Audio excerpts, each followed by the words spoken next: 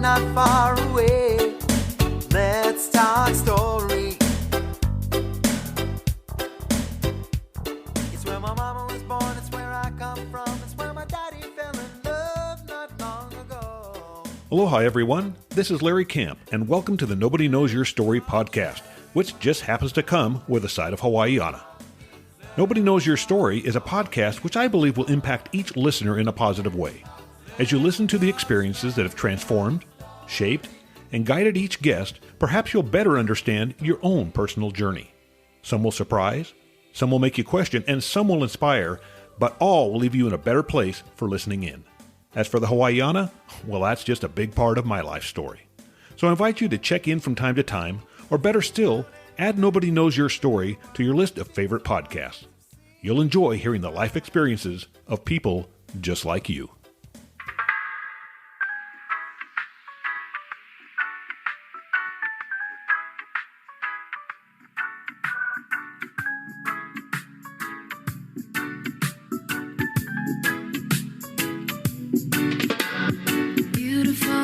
And the palm trees, sun is always shining, feel that cool breeze.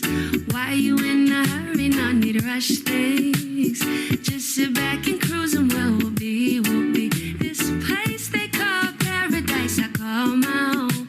Blessed to be born and raised local grown. This aloha going around, you know it's contagious, no can't contain it. Yeah, my favorite place is that H-A-W-A, H-A-W-A,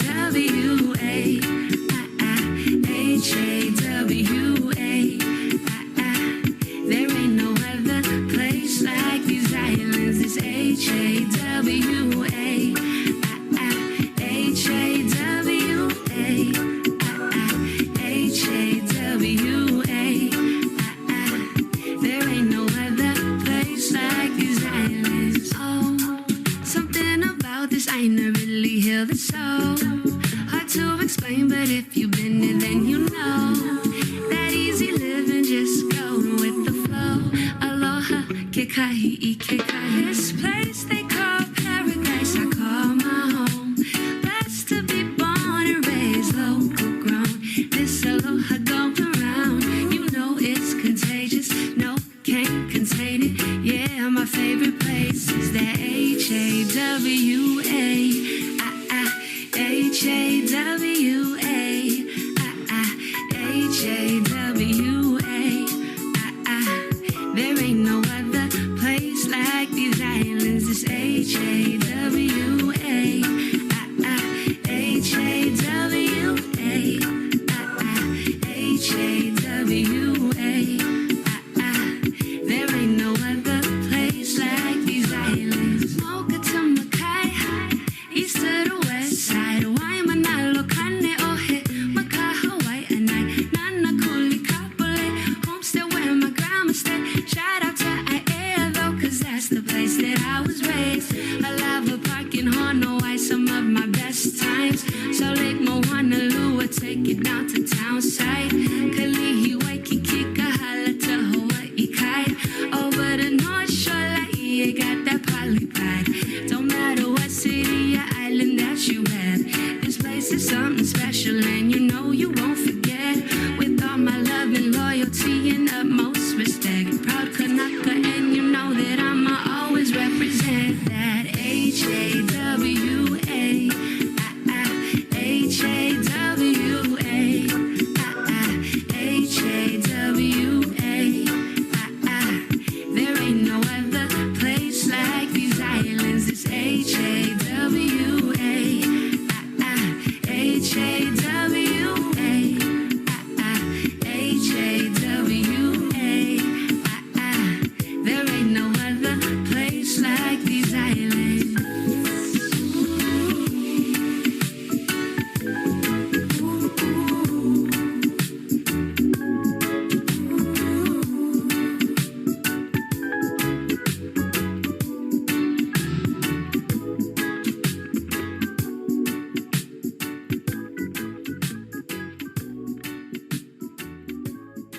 Aloha, everyone, and welcome to what will be another interesting and entertaining life story.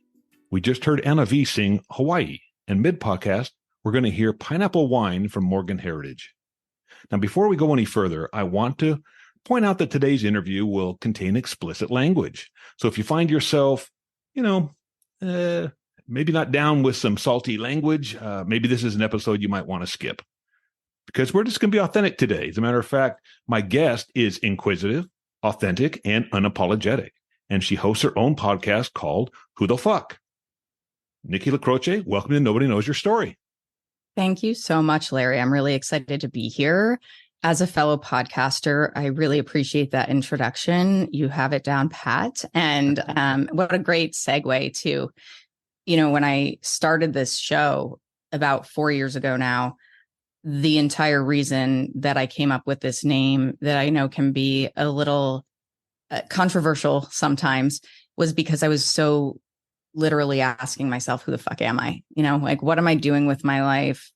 Why do I think the things that I think? Why do I believe the things that I believe? Do I like that about me? Do I want to change that? Are there other things that I need to learn and know to be the best version of myself and to be able to answer that question and be proud of the answer?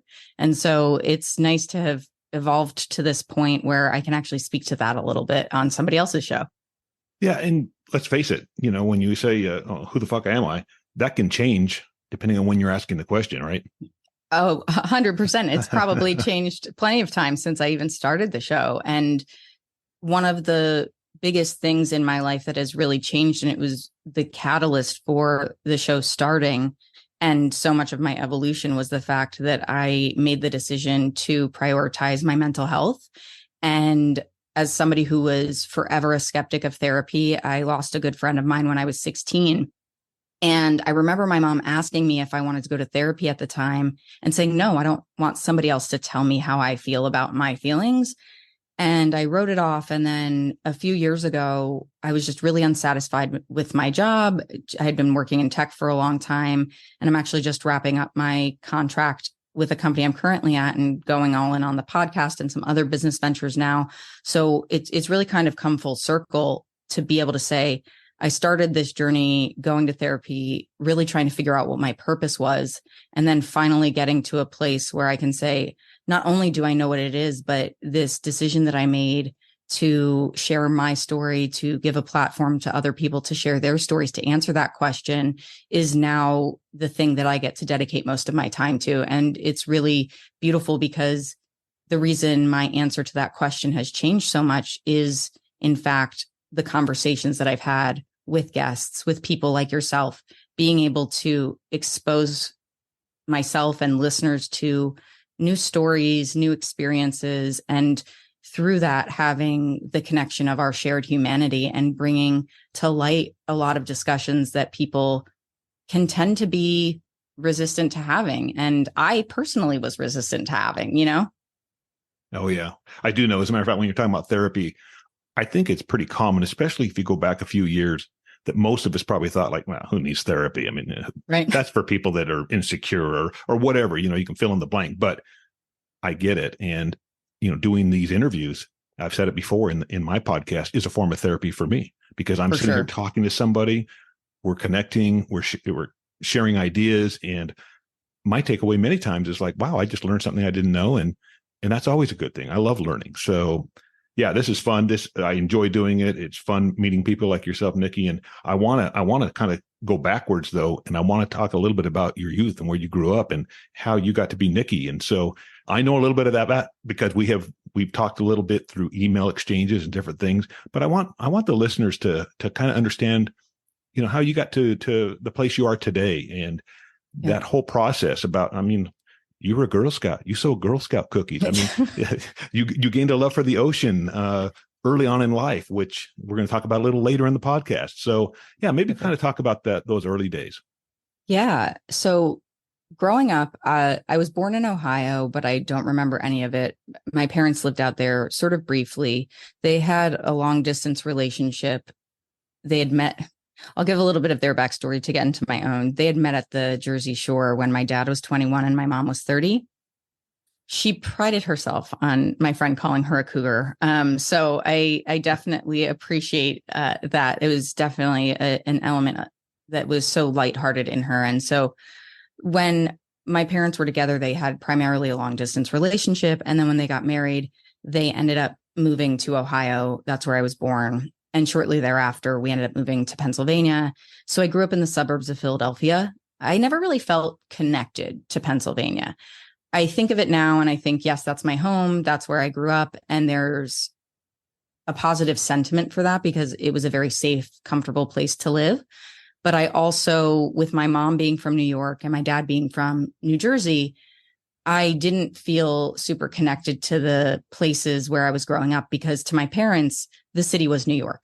The city wasn't Philly. And so we rooted for the Yankees and the Giants and the Jets in my house. And we could get away with rooting for the Phillies, but you weren't rooting for the Eagles or the Flyers. I can tell you that. And so, when I was growing up, I have an older sister, Alexis, who's 2 years older than I am.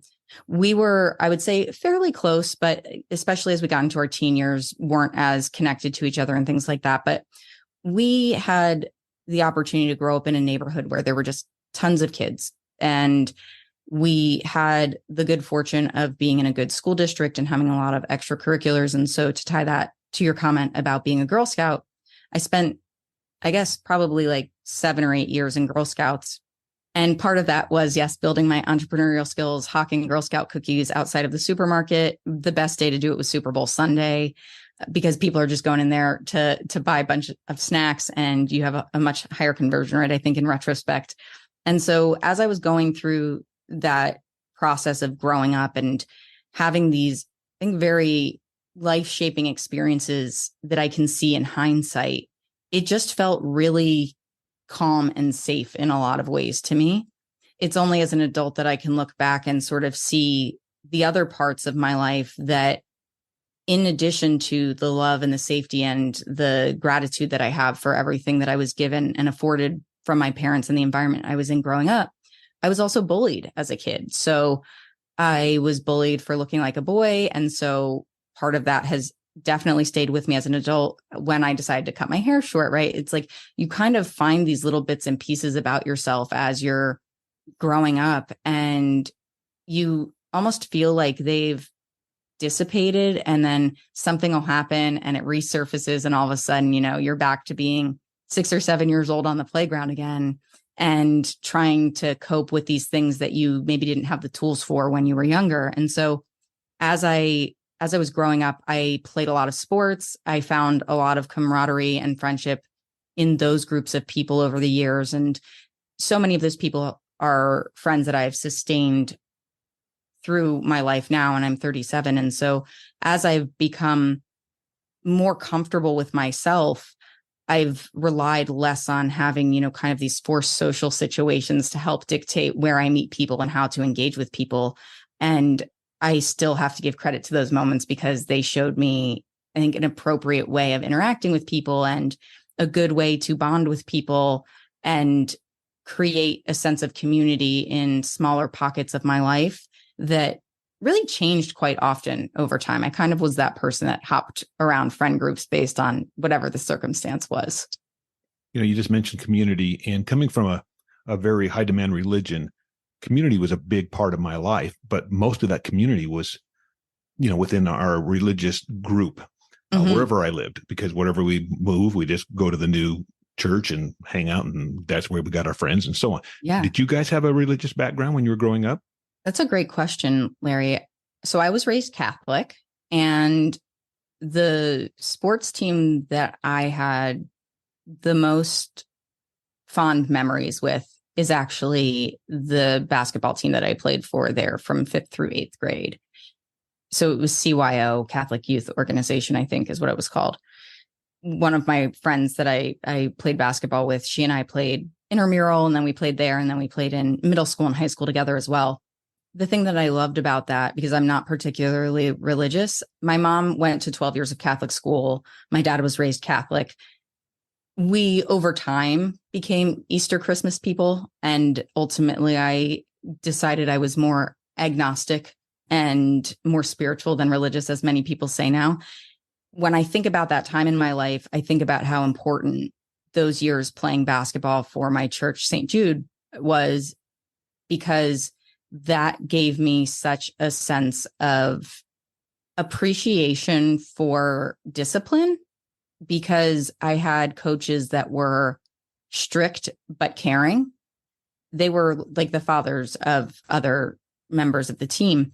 But I remember distinctly having this moment with my dad where I told him, I'm like, Mr. Hayes hates me. Mr. Hayes hates me. And he's like, no, he doesn't. He sees that you're good. Like he's pushing you because he sees your potential and he really wants you to achieve that. And so it gave me a sense of grounding in what I was capable of that maybe I didn't understand at that time, and then brought me to a place where I could eventually understand that potential within myself. So I wasn't particularly close to religion within the church itself, but from the athletic perspective, that was really foundational in my youth for sure.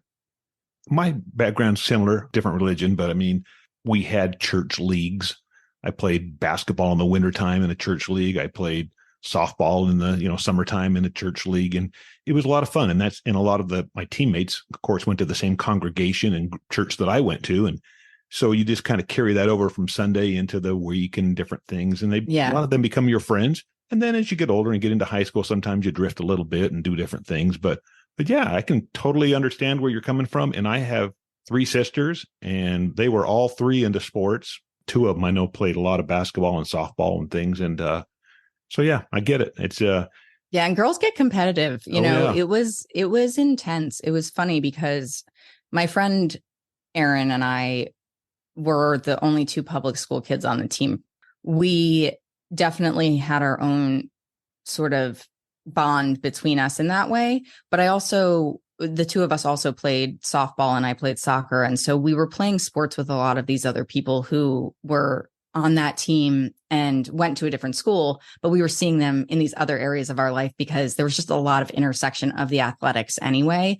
And so it helped really expand my social circle, not just to the people that you see in school and the people that are in your class that you get to spend time with. But in retrospect, and frankly, I think this is sort of a revelation to me as it's coming out of my mouth, is how important that was in helping me be comfortable in new environments with people.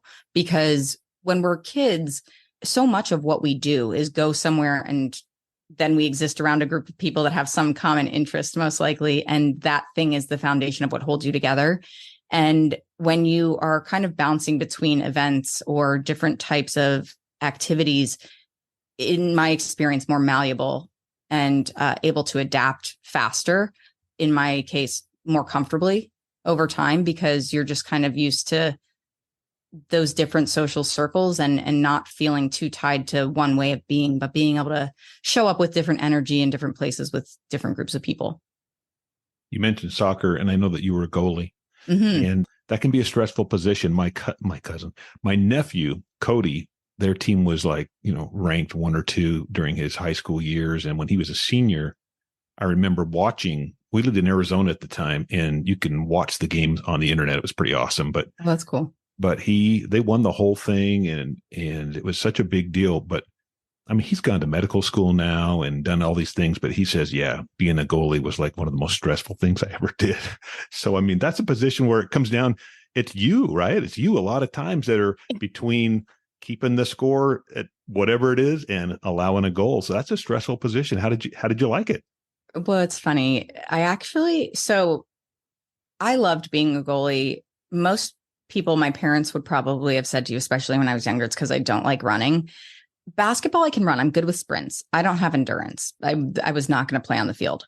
I loved basketball. That was my passion. That was where I felt really connected. Soccer was the thing that I was very naturally good at. I remember my high school coach, kind of similar situation, actually. We won the state championship when I was a junior. I had actually quit the year prior because I was feeling really burnt out. I was playing year-round soccer. I was doing basketball, honors classes, all of those things. The structure was good at that time in my life because I needed it to stay focused. But I reached a point where I kind of just needed to pull away and I wasn't feeling super passionate about soccer. And then the year that I decided to go back was when we won the state championship. The goalkeeper, who had been the varsity keeper for a few years, was playing in the field against the worst team in the league and tore her ACL. And so it sort of was this very unfortunate for her and serendipitous for me timing, where I was able to go in as the backup and really feel more connected to the sport and to the team because of that. When you mention it being stressful, it makes me think about my mom saying to me, do you know how stressful it is to be the parent of a goalie during a shootout? And I'm like, do you know how stressful it is to be the goalie in a shootout? Like it's very high intensity, but I think there's something to be said for the excitement that comes with that. So I'm in many ways, I think, especially historically, I've been an all or nothing person. Like if I'm working out all the time and I'm not stopping. And if I'm not working out, I'm like, well, I haven't been to the gym in 6 months. What should I do? So I think being a goalie gave me the opportunity to really, like, when the heat is on, you've got to deliver. And I had the good fortune of having a lot of really great defenders in front of me, because oftentimes the teams that I was on, they were collectively good, but scoring, we weren't just getting goal after goal. So there was always a lot of defense. And so I think as I look back on those experiences, the thing that stays with me the most with one of my coaches was that he said to me, you're great because you're athletic. You'd be the best if you cared. And I was like, I guess that sums it up. It was really validating in one way, and then kind of made me scratch my head a little bit, like, should I be trying harder? Should I care more? I look at that now, and it relates, I think, the way that I feel about my career in tech, which is I'm good at what I do, and I'm glad that I'm good at what I do, and I take pride in it. But it's not the thing that lights me up. So there's only so much that I can give to it without feeling like I'm abandoning myself. Mm-hmm. Yeah. I was thinking it was stressful being the uncle of a goalie. Right. So, but I was thinking back to my kids, man, when they did anything, I went and watched my daughter in the spelling bee when she was in 4th grade, competing against 6th graders. And I was just sweating. My wife looked at me and goes, you okay? Yeah. So you get really stressed out when your kids or your nephews are doing something sports. High intensity situations. Yeah, absolutely. Hey, I want to talk a little bit about, and you and I haven't even had this discussion yet, but I know that you are lesbian. I know that. Did that come out in high school, or were you like my sister, who's also lesbian? My sister Barb and her wife Cindy have been on my podcast, and they've been together 28 years now. Wow, so good for them. Yeah, awesome. But I just wonder, it wasn't at the time where she was comfortable to come out and even tell us as family members. Yeah. So she went all through high school, never had any, I didn't know, so I mean, I'm just wondering what your experience was. I really appreciate how thoughtful that question is, and that you're able to relate it to your own experience with your sister. I'm assuming, based on our age difference, that your sister is probably a little older than me. I also had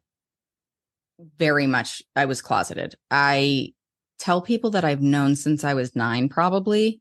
Like, I felt it, but I did not actually willfully, openly, fully acknowledge it until I was in college. And even then, I still kind of dated guys partially out of convenience, if I'm being completely honest, because a lot of people weren't out.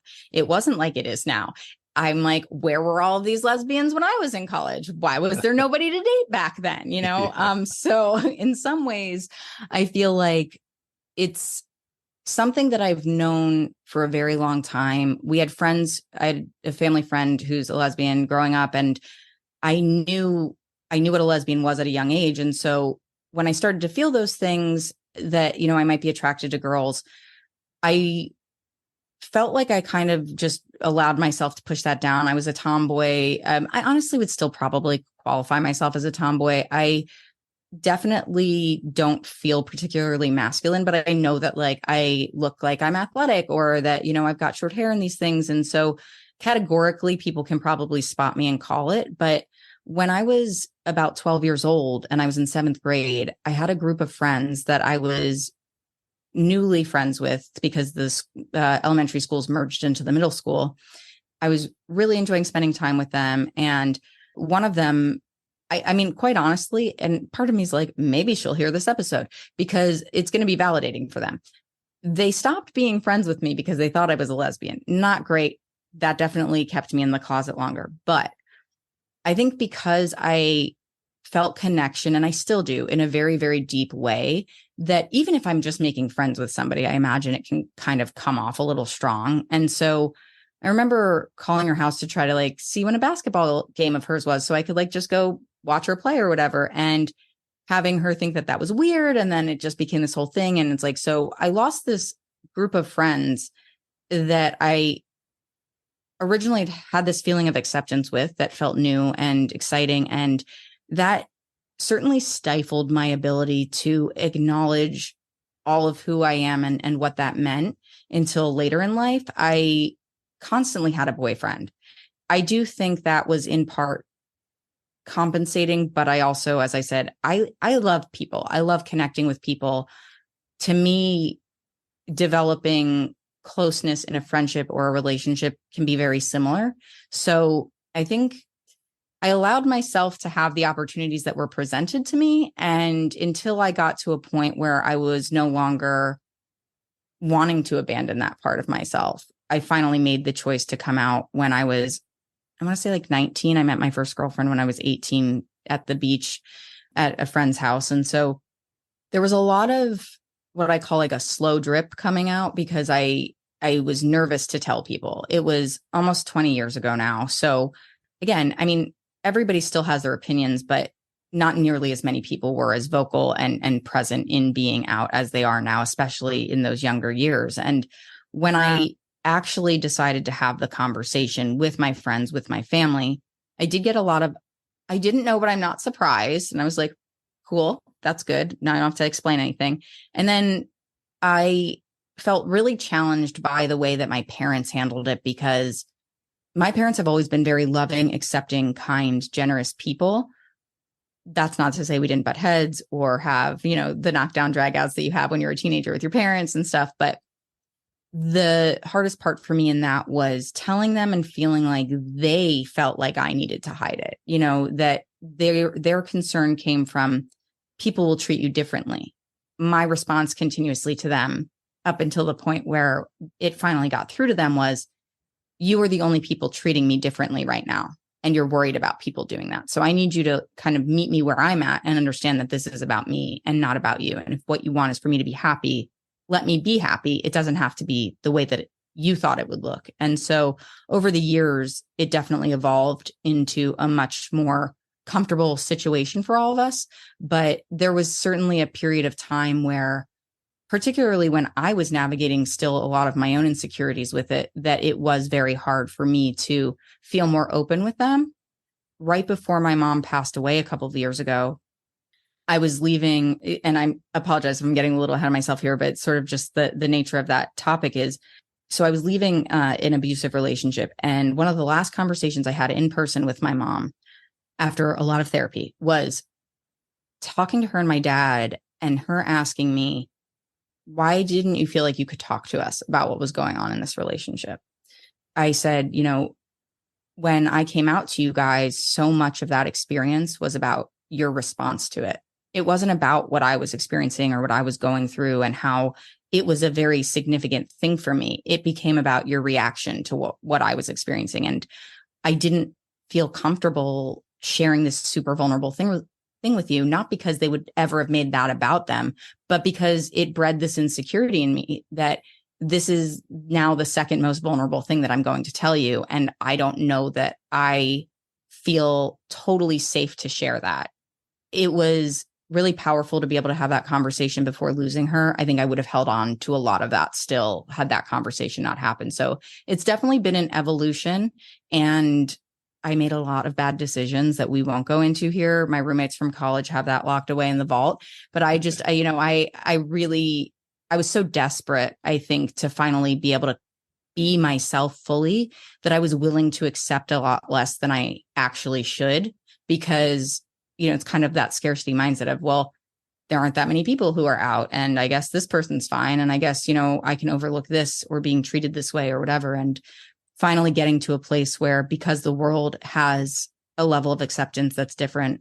And I've done enough work to accept myself more. It's a very beautiful, I think, marrying of those two things to be able to show up as I am now and even feel comfortable having this conversation, because honestly, like 10, 15 years ago, I probably would have still been hesitant, because a lot of my sentiment when I thought about coming out was a little bit of fear about being rejected or having somebody not like me because of this one factor that is ultimately irrelevant in who I am in a lot of other ways. And I appreciate you being comfortable talking about that, because this is your life. I mean, like you say, you're unapologetic, authentic, but yet these are personal things. And I can remember my sister when she told me, I can still remember just very vividly, because she was going to tell me earlier, but we were watching the Olympics and I made some comment about how butch those volleyball players are. And she's like, well, I guess I won't say anything tonight, but here's the thing. My religion taught me that homosexuality, that was the word that was always thrown around when I was growing up, that was a learned behavior. Mm-hmm. And so for my sister to tell me, no, I knew this when I was 8 years old, and I have the same parents as my other two sisters and you guys. I mean, so yeah, this is how I was. This is how I was born. And all of a sudden it was like this light went off. And so my wife has told me this expression and I have adopted it: know better, do better. And so, I know better now. And so we support my sister and her wife, Cindy, 100%. And, so I think and I'm probably the age of your parents. I have a son who's 40 and another son, Dusty, who was born in 86. So, and a daughter in 96. So, I mean, yeah, I'm in that age group. So I can understand maybe your parents a little bit, where they were coming from, because you also don't want your children to have, and I think this might've been what your mom was saying. She didn't want you to maybe have people not treating you nicely, to put it that way, because that's the first thing we're going to think of, right? Oh, I don't want Nikki to have people look at her differently now or something. So, totally. And I appreciate you sharing that too, Larry, because you're right. I love the know better, do better. I think that's such a great phrase, because we all have the opportunity to learn and to grow and to evolve the ways that we think.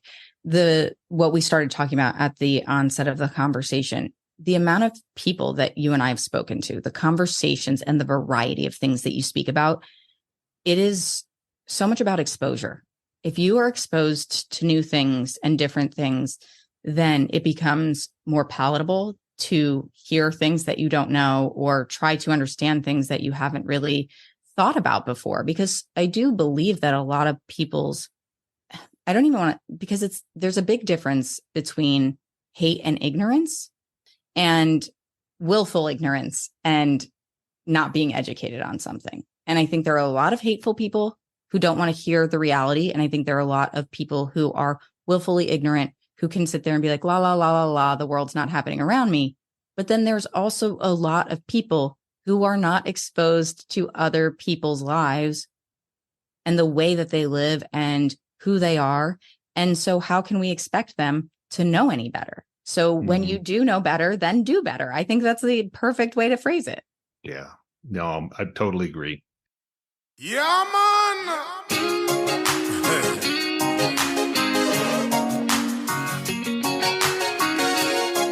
Sweet pineapple wine. She was a wahine, rocking a bikini, blocking my vacaries. Yeah, man. I was just a yardie, kicking it in my way, digging my new sheds. Oh, my paradise. Sipping on sunshine, sugar cane, good times. That was my love goodbye. I can still taste it, barefoot and wasted. Coconut kisses, the Kaluba time. 2 parts magic, man, I gotta have it. Throw in a little love is sublime. Sipping on sunshine, sugar cane, good times. Oh my pineapple wine. Oh, Nice. oh, oh my pineapple wine. Yeah, man. Oh, yeah. Waves started crashing on white sands of fashion. Everything stood still that day. Under trees full of flowers, we lay there for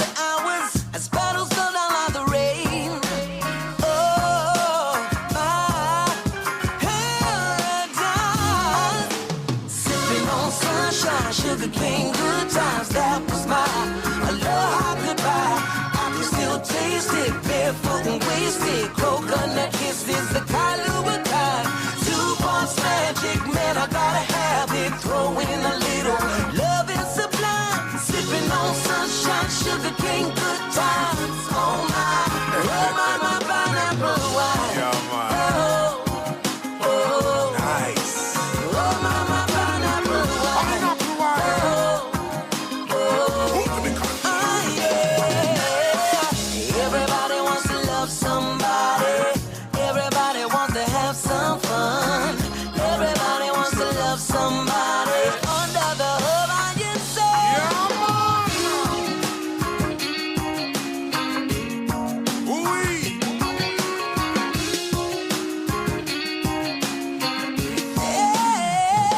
Sipping on sunshine, sugar cane, good times, that was my a love I could buy. I can still taste it, barefoot and wasted. Coconut kisses, the Kahlua kind. 2 parts magic, man, I gotta have it. Throw in a little love and sublime. Sipping on sunshine, sugar cane, good times. Oh my pineapple wine. Oh, Yeah. oh. Oh, my pineapple wine. Oh, oh. Oh, my pineapple wine. Oh, oh. Oh, my pineapple wine.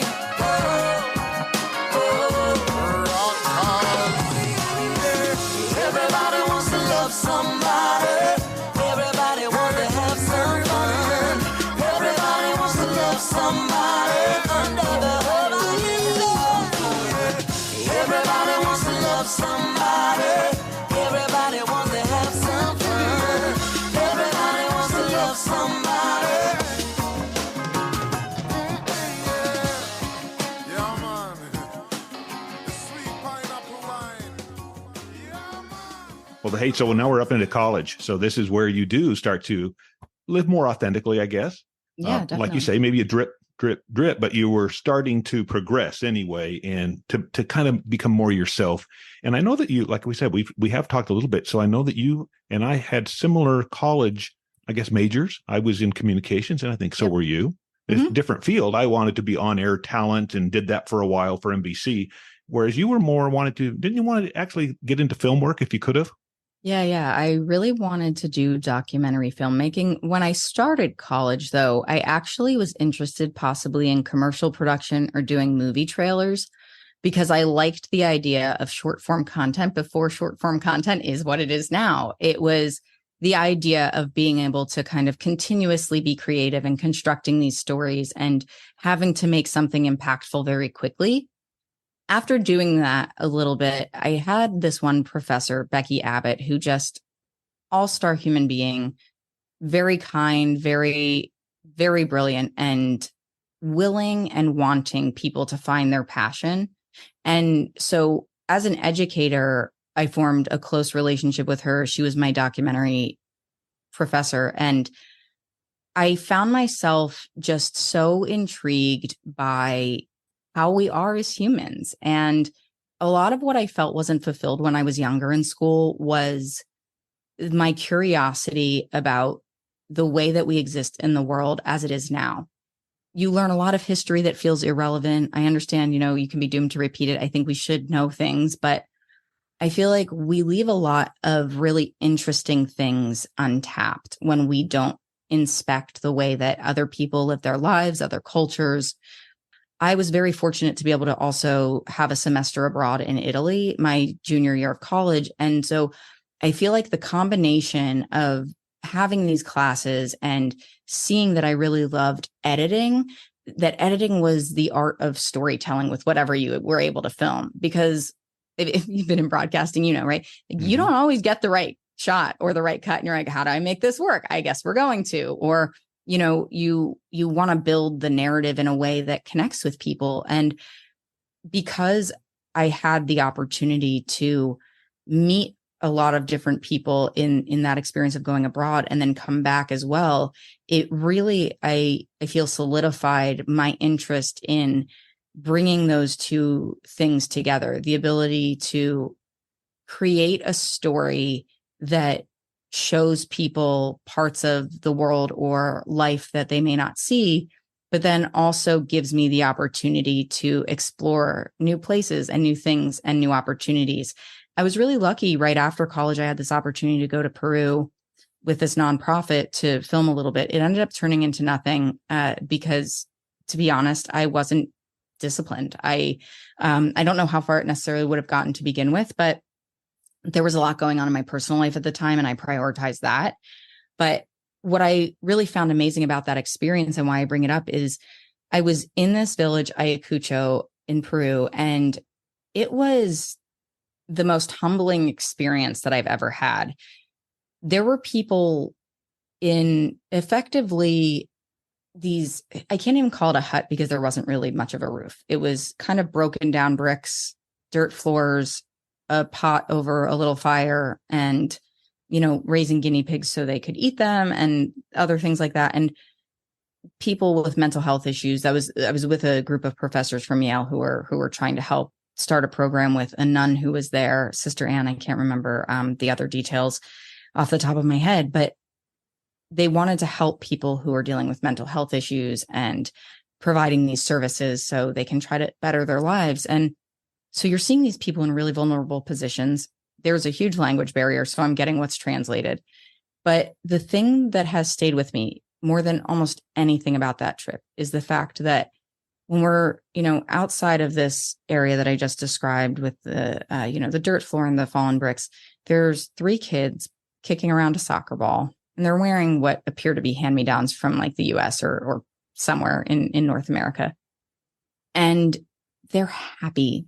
They're like really happy, and their joy is palpable. And they were coming up and speaking Spanish to my friend who knew a little bit. The dialect was a little different, so it wasn't totally translatable for her. And I took French, so I was useless. My friend was showing these kids some of the money that she had, like the quarters and stuff, and offered it to them. And they were just so excited about it. And then they started asking us questions. And one of the kids in Spanish asked, do you have oceans? Do you have mountains? And it just blew my mind, Larry. I was like, oh my gosh, we don't realize how much privilege we have to just be able to know that. And it really just, it showed me my own privilege, but it also showed me how much it matters to me to be able to do things that are of service to other people. Because, a lot of us spend our lives trying to get to somewhere, and then we get there and we're like, okay, now what? It gave me an opportunity to sort of step back and recognize what opportunities I could potentially have to make a difference for other people as I continue to grow in my life and my career. And so as I'm wrapping back around to where I am now and the things that I'm doing, that's a big part of where I want to continue to go. I feel like I have enough stability in my life now where when I have the opportunity to make impact and help people who have much less, but so much potential and so much desire and hope and joy for them, to be able to elevate that and give them a better life too. So yeah, that was a little rambly, but that was No, but that's important, because I think that it says something about all of us. Once we get outside of our comfort zone, maybe we travel a little bit. You went to Italy, you went to Peru. This will blow your mind. I did missionary work as a 19, 20-year-old, and I was on the Navajo Indian Reservation in the 70s. And I'm telling you, I thought I was in another country. I couldn't believe I was in America. People were living, like you say, dirt floors in these things called hogans. They had no indoor plumbing. They didn't speak any English. And I'm in Arizona. I'm in New Mexico. And it was just mind-blowing to me. And yet, like you said, they seemed happy. They didn't have a lot of wants. They just, I was going to say, it's hard to want. Yeah. It's hard to want for things when you don't even know what you could have in a lot of ways. Yeah. And I remember how some of the kids that we were around at certain points were just blown away by the camera, like just getting up real close to it. Right. And they're like, oh, wow. Like, what's that? Because I mean, and this was on like 12 years ago now, probably, if not longer, actually probably like 14 years ago. So cameras weren't even like, they were much bigger. It wasn't even nearly as amazing as we'd be like, oh yeah, that's crazy. Look at that technology. It's like, no, just the fact that you have a camera was mind blowing to them. And this was in the 2000s, 2010s. So it really, like I said, probably just the most humbling experience I've ever had. And I feel very grateful for that, because as hard as it is, I think, to witness in certain ways, the amount of gratitude that I have for being able to experience that and understand how different our lived circumstances can be is invaluable. I was listening to one of your podcasts. It was with, I wrote this down. It was with Christina Hand Lakiani, I think is how she says her last name. Yeah. You guys were in this conversation back and forth about, she was talking about some defense mechanisms and how personal life stories sometimes have value, and she went on to say that a lot of times it's the fundamental information about how things actually work. And then you started talking to her about, that one size does not fit all. People can go online and find things like, oh, hey, look at this fad diet, or look at this. I want to look like that. I'd like to drop 30 pounds. And so we kind of see what other people have done and try to maybe emulate that or replicate it. But one of the things that you said, and I had to, I'm listening to this and I had to back it up and listen and write some down. But what I wrote down was, we need to be comfortable with what's true to us. I want to be honest with myself. I want to be honest with those around me. And how can I do that in a way that's respectful to all involved, but also true to who, for the sake of what anybody else is sort of dictating to us? So I may have missed a word or two there, but like I say, I was just trying to scramble and write it down. But I just thought that was really profound, that interaction that you guys had going on there. And because, again, coming out of a high demand religion, I still have a lot of family and friends who are part of that religion. And so we get together, and I want to respect their position, even though I don't agree with it. And I feel like I know things they don't, type of thing. Yeah. But I'm respectful, right? I'm not going to tell them those things unless they ask me, but they don't ask. So, right.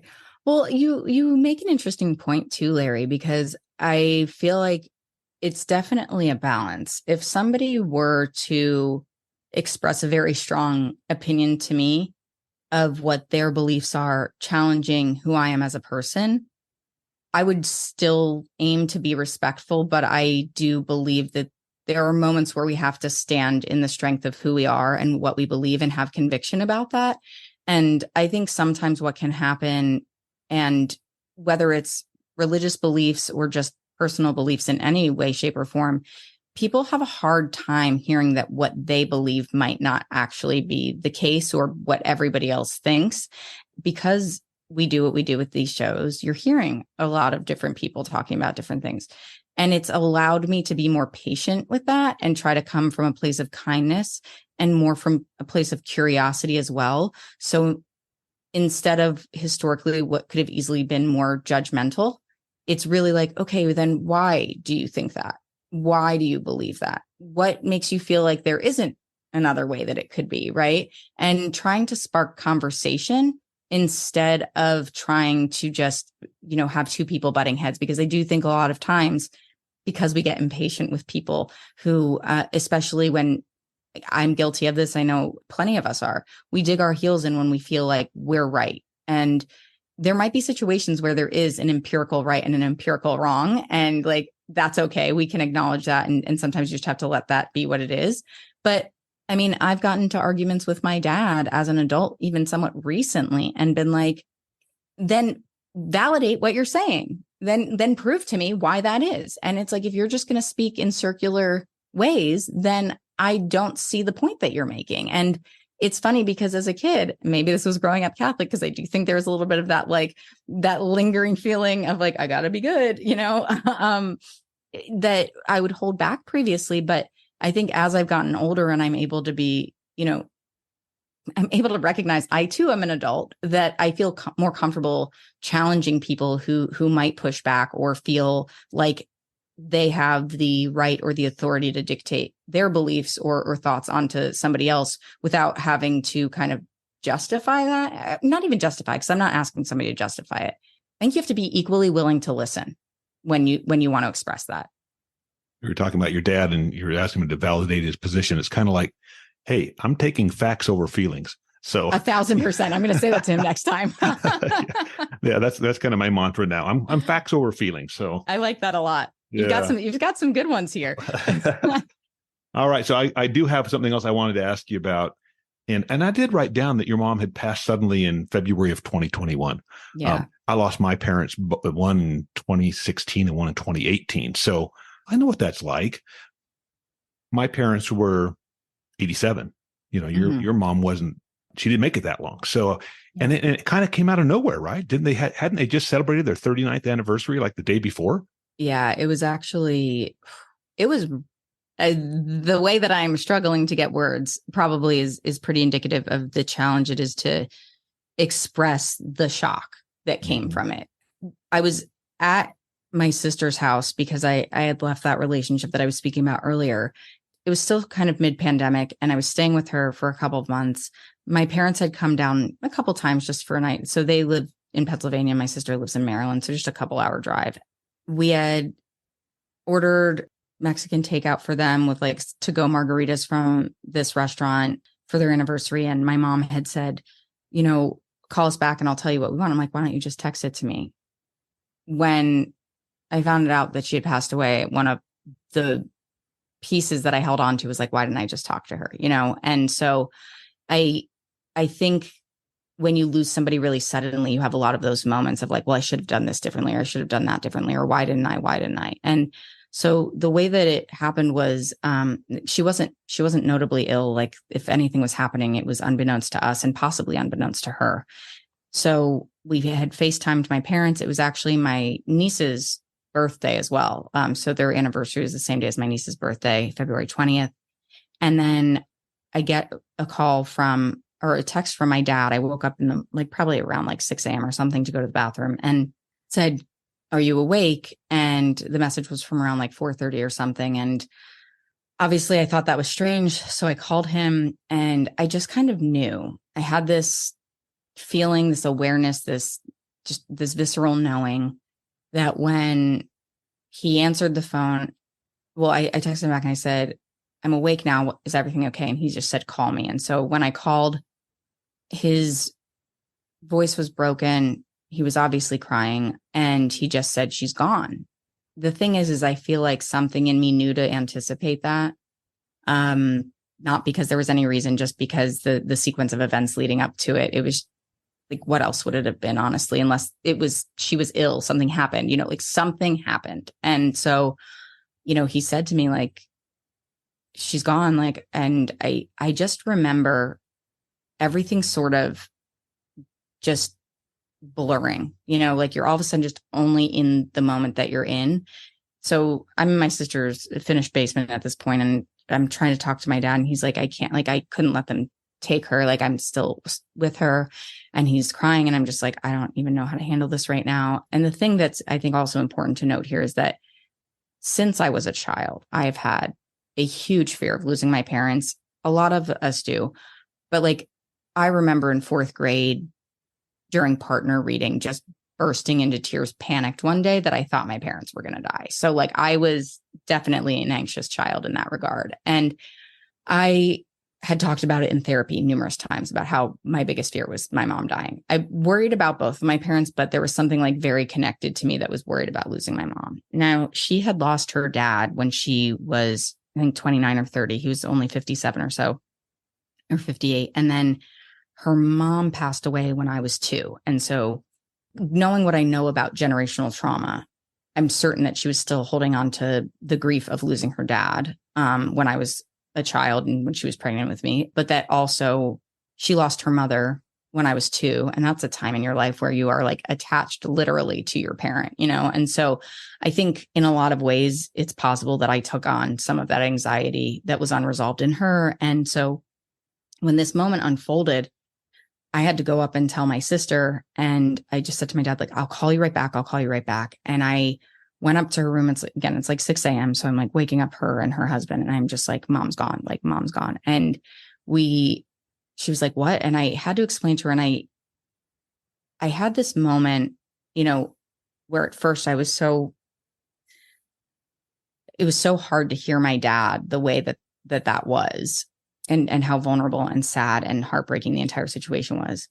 But my sister and my dad always had a little bit of a closer bond. They're more similar in certain ways. And my mom and I always had a little bit more of a bond because we were more similar in certain ways. And so I think in a lot of ways, my sister's the morning person. I don't wake up early. Like, she would have been the first one to get that text. She would have been the one to make the call. She would have been the one to have to tell me. And I feel like in a way that was the way that it was supposed to happen.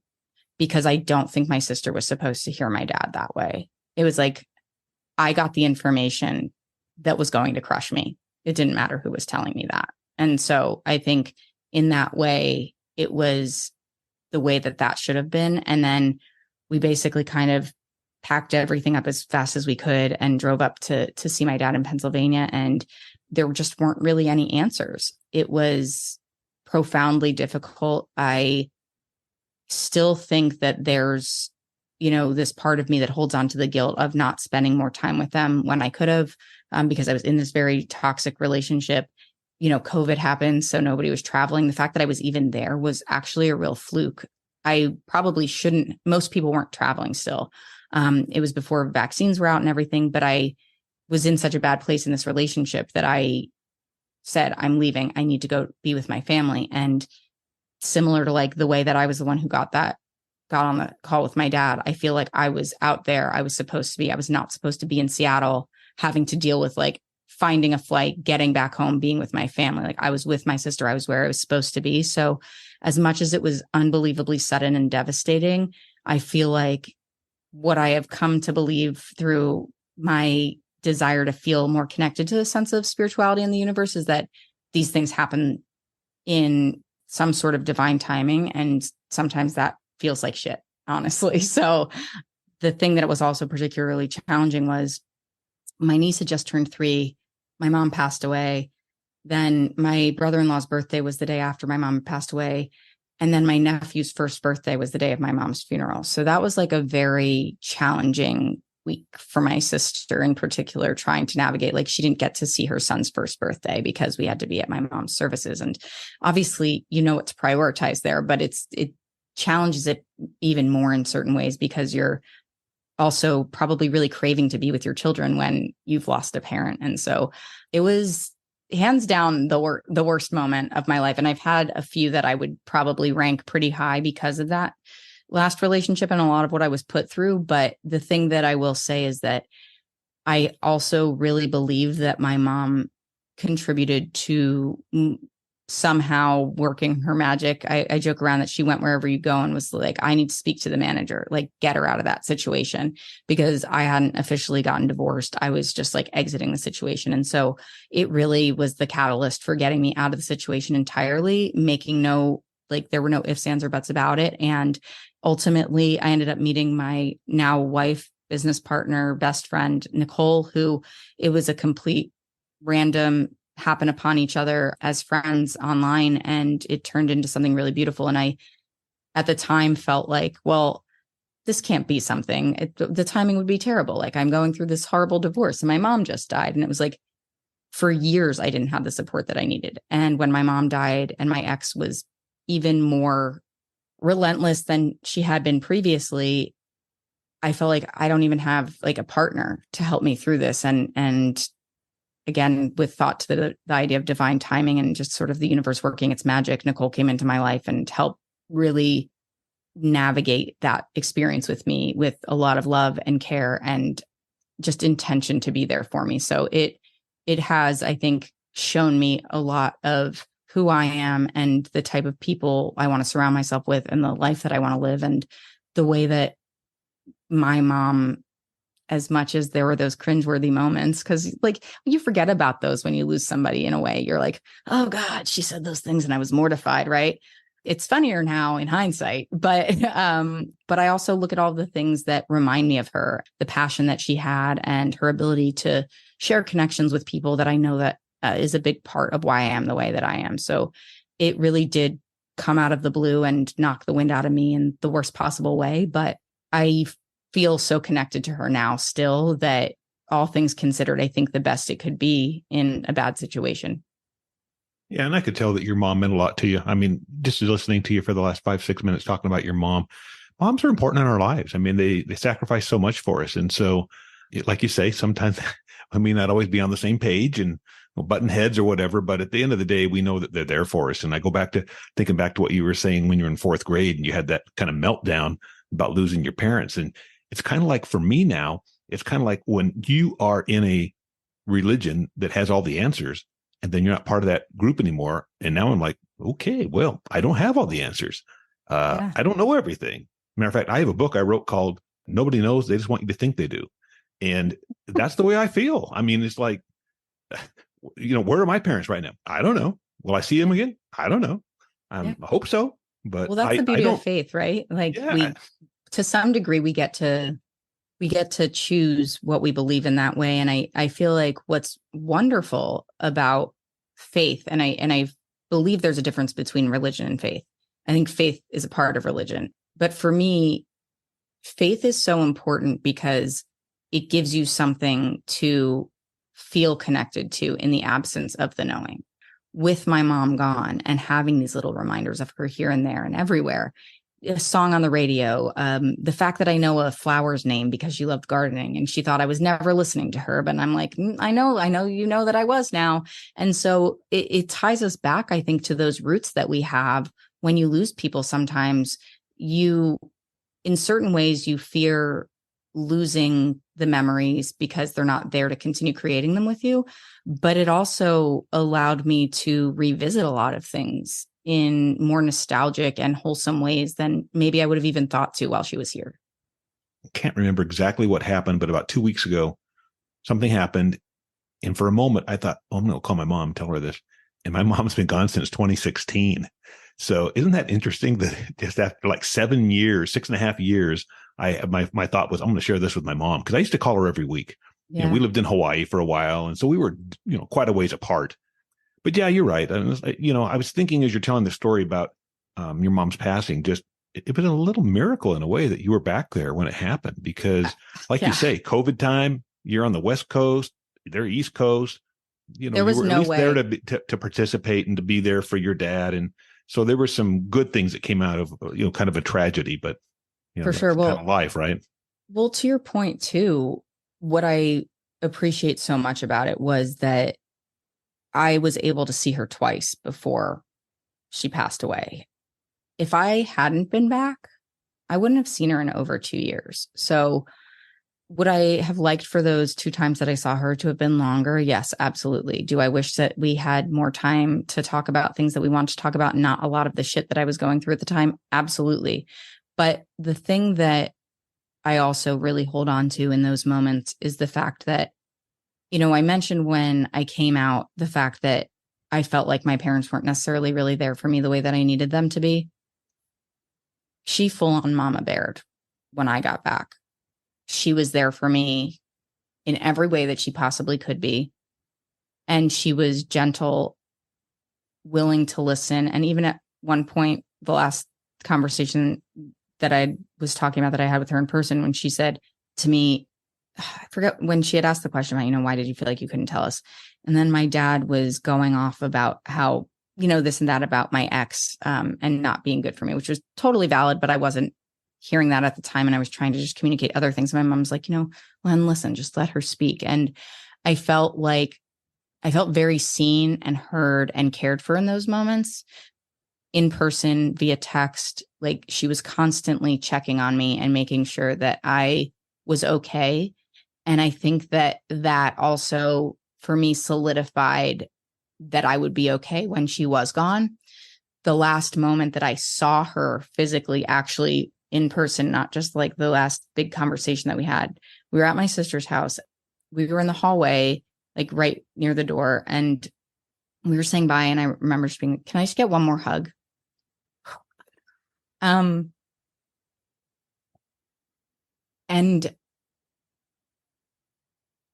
when I hugged her, I said, thank you for being here for me. And she said, we're always here for you, Nick.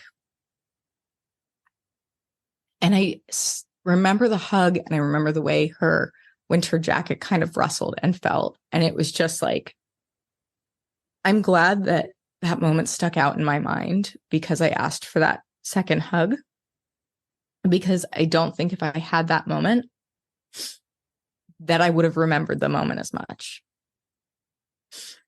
Still working through this one in therapy, Larry. Yeah. Yeah, but it just shows the love that you had for your mom between the two of you, and for your folks, and that's good. That's a good thing. I mean, yeah, I can get teared up when I think about like you say, you don't know when somebody's going to go. They're there one moment and they're gone. My son passed 5 years ago, and We had no idea. I was at a softball tournament, get a phone call. Oh my gosh, he collapsed. In an hour, he was gone. And I was like, yeah, all the things I wish I would have said, or I could have said, or I wanted to say, but how did I know? He was 31 years old. You don't expect that to happen. So I totally get it. It's totally normal. And I can still get very emotional if I think back on Yeah. just, Well, life, right? I keep yeah, saying that, but that's absolutely. life. For sure. And I appreciate you sharing that as well. And it's one of those things that we always feel inclined to say that we're sorry, right? Like, I'm so sorry, Mhm. because it's terrible. It's terrible to know that somebody's lost somebody that they care about. And sorry doesn't feel like the right thing to say, but what else do you say? And so just know that I empathize with that. And I can't imagine what that must have felt like. And I respect and agree with where you're coming from in the mindset of you just don't know. And so it can be really challenging, I think, in the wake of a really significant loss to not be hyper vigilant and kind of on edge about everything, because now that you know how sudden things can be, you start to feel very fragile. And part of what I have come to realize makes us functional as human beings is the ability to suspend reality in certain ways, because we have to. Because if all we're doing is thinking about at any given moment, like we're never going to live our lives. So it's important to have a healthy balance of the reality that it can happen, but also not live in the anxiety of anticipation in awaiting when it will. I used to be a lot more anxious than I am now. And I don't know if part of it's getting older, part of it is just living my authentic life and realizing that I don't need to have the perceived answers to everything that's going to happen or might happen or whatever. Yeah, I just think that life's to be enjoyed, and I try and enjoy every day, and we do fun things, and we go on cruises, and we just, because there'll be a time when we can't. And so that's kind of our philosophy. Let's enjoy life while we can, 100%. let's spend our grandkids' inheritance. Yay. Yeah, yeah. Hey, my parents told me that our college education was our inheritance. So I was like, we got to turn that, and we need some ROI on that. Exactly. Exactly. Before we wrap up, I got to at least ask you about your Hawaii time, because I know you had a couple of significant Yes. trips over there. Yeah. Yeah. What's your takeaway? I mean, I know what it is, but I mean, why don't you share it with the listeners? Oh gosh, Hawaii. Well, I've always wanted to move to the West Coast since I was very young, and getting out to Seattle was life-changing for me. I always thought it would be California. I actually really love the Pacific Northwest, so that was a revelation in and of itself. But when I went to Hawaii, if it weren't the most remote place, making it extremely hard to access most of the people in my life that I care about, I think that it would be a no-brainer for me to be there. In fact, before I met my wife, I live in Canada now. She's Canadian. And so I'm just kind of wrapping up my permanent residency process now. It's great, safe, it's comfortable. It feels like a typical, US suburb type situation. But when I was going through this loss of my mom and this really bad divorce, I found text messages the other day that I had sent to one of my friends being like, I don't know, maybe I'll just move to Maui. And it was like, that was the last place I had been before COVID. And I genuinely was thinking about it, because I was like, I need to reboot. Like, I'll go somewhere. I can do it. I can work remotely. I can do this anywhere. So I definitely feel like if left to my own devices, I would probably be living there. I love to surf. I've only gone a couple of times, but the serenity that I feel when doing that is just profound. And my family, our entire family, like we, as you mentioned earlier, like we grew up going to the beach. Like it was this past week, my family went on the annual trip to Ocean City, Maryland. And obviously it's more emotional and hard when my mom's not there now, but I was bummed because I couldn't go because I'm waiting on immigration paperwork and things like that. And so like my dad had said, it's just hard, because this is a time where we're all a little less stressed and a little more, just kind of willing to go with the flow. And I feel like for our family, so much of that is rooted in being by the water, enjoying time where you can just island time, just relax, just get your good vibes. And what I find really amazing about Hawaii, because I've been to Maui and Kauai, and I like that I went to Kauai first, and it was by design because I wanted to go somewhere that was less touristy. I really didn't want to be in like a big city. I really appreciate how present you can be when you are in a place where there is not a lot going on. Like you decide how your day goes because you're kind of just existing in the options that you have. And so much of what we do today is distract ourselves. And I find Hawaii to be a place where I'm actively trying not to distract myself. Like I want to be present. I want to be seeing, and the things that I'm seeing, I want to smell the plumeria. I want to, go swimming. I want to imbibe everything that is there as much as I can. So for me, it holds a really special place in my heart. And frankly, we were talking about like when we can go on a full-fledged vacation. We just did a little weekend away in Whistler. We can go on a full-fledged vacation. I'm like, I just want to go to Hawaii. It's accessible by the West Coast. It's beautiful. My wife's never been to Maui. I'm like, we need to do it. And there's no reason not to. I feel like as soon as I can get out there again, the ticket's getting booked. And you talked about, at least in something I read that you had sent to me, this feeling of Kauai, I think is what you call it. There was a feeling that you had there. And as I listened to what you said, I thought, well, she's talking about the aloha spirit, because that is the big thing for me when people say, what is it that you miss about living in Hawaii? And I can mention the ocean and the weather and the music and my friends, and that's all true.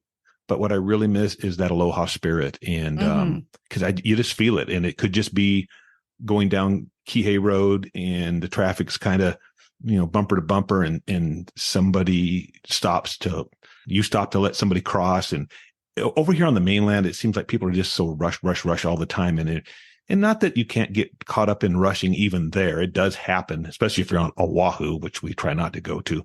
Yeah. But yeah, it's just that spirit of aloha is what I miss. And I know absolutely. That's the thing that touches people. It really is, so. Yeah, it's really it's a special place. And I feel really lucky that I had the chance to go, especially right before COVID, because it was the day that I got back. It was the day I was flying back, or the day before I was flying back, that it actually, the first sort of known and broadcast case had happened in the town that I had just moved to like the month prior, and in Kirkland, Washington. And I was like, what is happening? And at that point, nobody knew. Right. So I didn't know that was going to be my last vacation for the foreseeable future. And I was like, the timing was perfection. I had one last kind of hurrah mental health trip where I just went all out and did what felt right to me, and got some really beautiful scenery in. And like you said, there's a real generosity of spirit there that I think we could learn a lot from. And it's nice to be able to integrate into a place when you're traveling there and feel welcomed by that. Something I totally agree with. I share that feeling with you. Before we wrap up, I got to have you at least talk a little bit about what you're doing with your podcast. And I want to get some mentions here. So, and I'll put some of these in the show notes as well. So if people want to contact you, then the podcast website is whothefck.com. Correct. All right. So I just want to make sure, don't spell out fuck. Yeah. You might get to another website. Right. Yeah, exactly. I don't know where that goes. And then you also have a YouTube channel, right? Yes, I do. And it's at whothefck_pod. whothefck_pod. Yeah. All right. So anything else you want to mention? This is your chance. Well, Larry, I just really appreciate this conversation and what you're doing. Thank you for being so engaging and so interested. It really was lovely to be on this side of the interview this time. So I appreciate what you're doing. I can't wait for this to come out. And yeah, I'm, like you said, I've got my own podcast and I'm having conversations with interesting people all the time. So if people like what they're hearing here, definitely feel free to check it out. I'm always looking for new guests or collaborations. So if anybody's interested, you can always reach out to me. And I just really look forward to seeing where this interview takes us. Right on. Very good. Well, thanks for taking the time and telling your story. I mean, I enjoyed it very much. And I know the listeners do too, because like we said earlier, hey, if you're into memoirs and biographies and hearing people's lives, then this has been a fun story to hear. So thank you for sharing it. Thank you so much, Larry. Thank you for giving me the platform to do it. I really appreciate it. And I just wish you all the best. Thank you. All right, everyone. Hey, check back in 2 weeks for another interesting story here on Nobody Knows Your Story. Aloha.